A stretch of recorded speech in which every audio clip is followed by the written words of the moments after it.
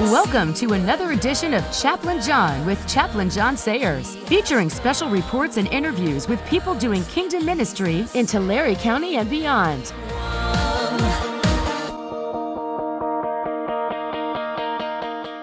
And now, here's Chaplain John. Hey, good morning. Today is November 3rd. Wahoo! Election day! Yay!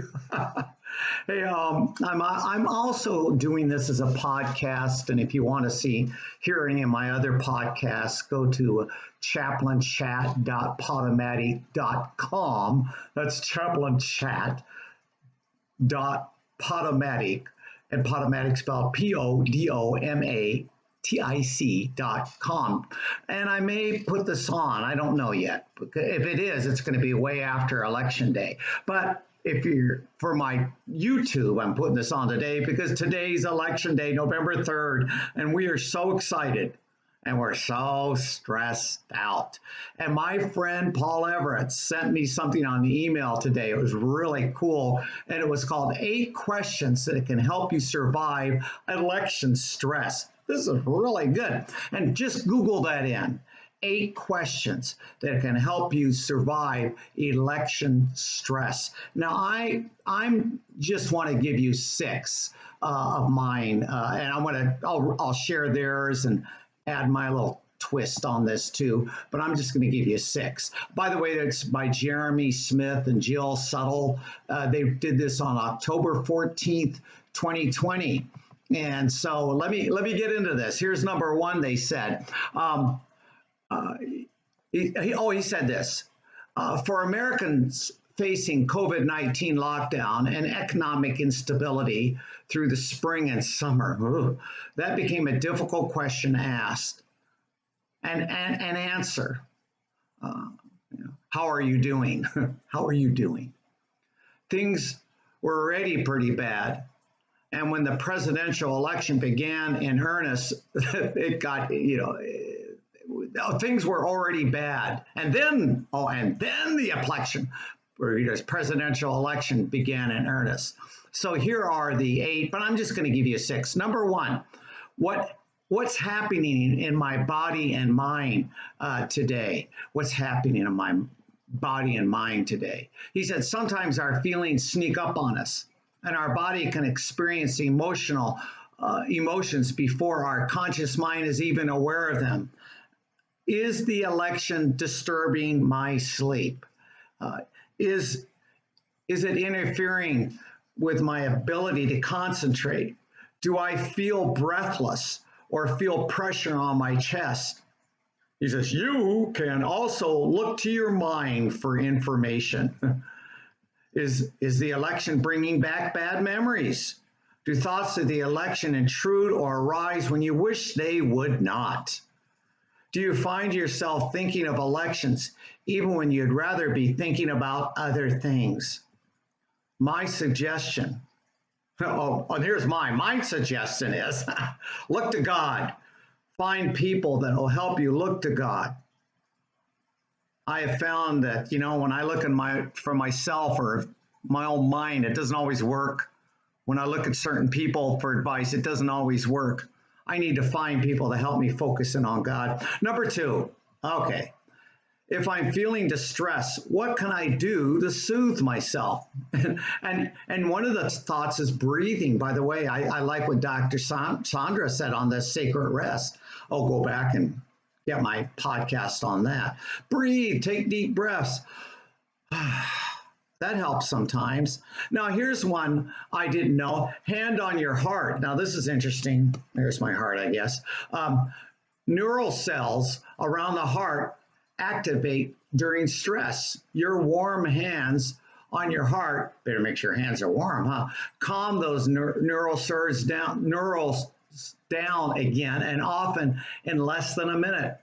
Hand on the heart works especially well when you breathe positive thoughts, feelings, images of safety and trust, ease and goodness into your heart at the same time. Isn't that amazing? Just put your hand on your heart.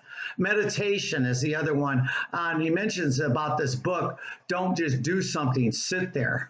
And talks about different ways we can meditate. And I have one idea, meditate on God. Find scriptures that will help you center in on God. Not bad. Number 3, am I getting good news? We may think by staying abreast of the latest news and developments, so we get a clear picture of the world. But there's a problem. The news is overwhelmingly negative. And I think on this election, we're going to be watching, I guess, what channel you want to look at. But and is it real? Are we getting good news or are we getting fake news? Well, I have an idea. If you're not sure where to find good news, get back with me. Because I know where you can find the good news. And by the way, I have a personal relationship with a person who is the good news. Number 4, what am I grateful for today? Wow. He says, this may seem like the wrong question.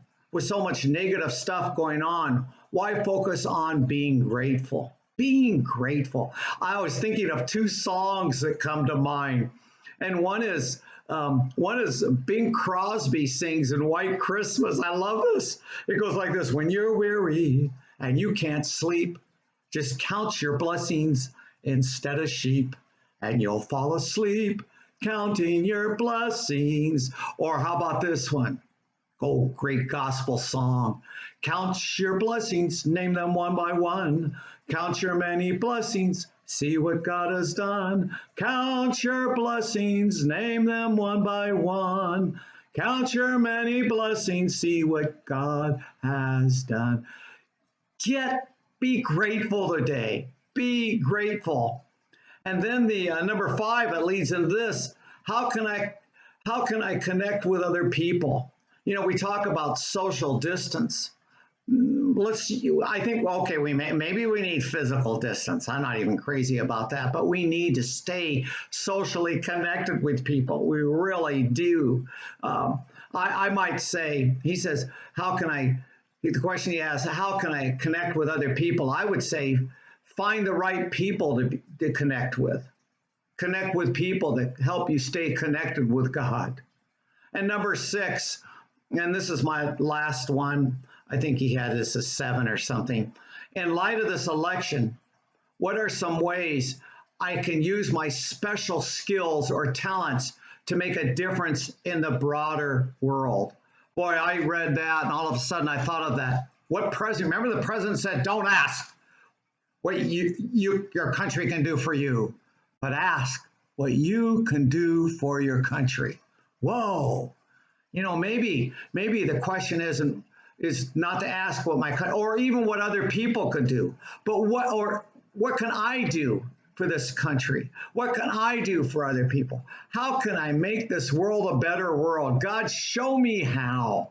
You know, how can I do that today? Show me my gifts, how I can make today a better day for other people, for this world. Wow. Some of you are already doing that. I have a feeling that some of you have already voted, and if you haven't voted, go vote. But after you voted, some of you are at peace, and you're not even going to watch the news. You're not going to watch what's going on today. Afraid that's not going to be me, because you're going, hey, it's going to, what it is.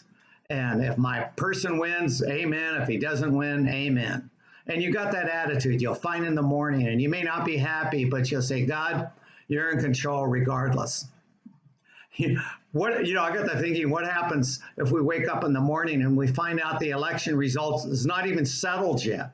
Well, some of you are going to go, well, okay, we'll find out tomorrow, because you have this peace about you. I want that peace about that. God has got this regardless.